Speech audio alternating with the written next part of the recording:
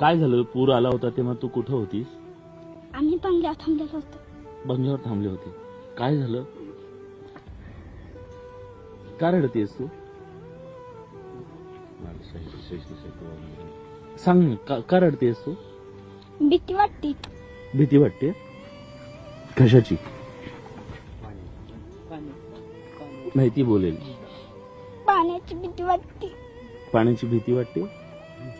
तुझं दप्तर वाहून गेलं? शैक्षणिक साहित्य वाहून गेले. सगळं?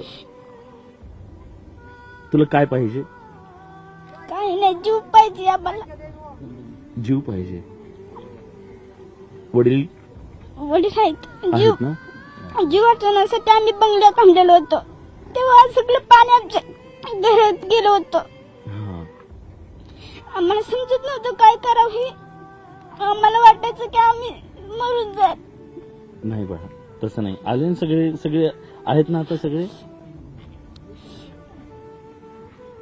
तू रडू नको, रडू नको. आता नाही येणार पूर. आता नाही येणार. ही जी पिढी आहे ना, या पिढीवरती खूप मोठा घाव घातला या पुरानं.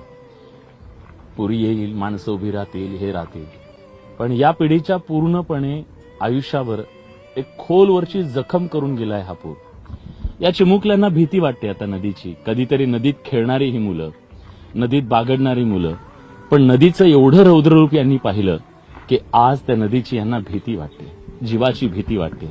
कारण तो प्रसंग यांनी गुजरला जेव्हा हीच नदी काळ बनून या सगळ्यांवरती आलेली होती आणि या नदीनं आज इथल्या माणसांच्या आयुष्यात कधीही विसरता येणार नाहीत असे अश्रू दिलेले आहेत.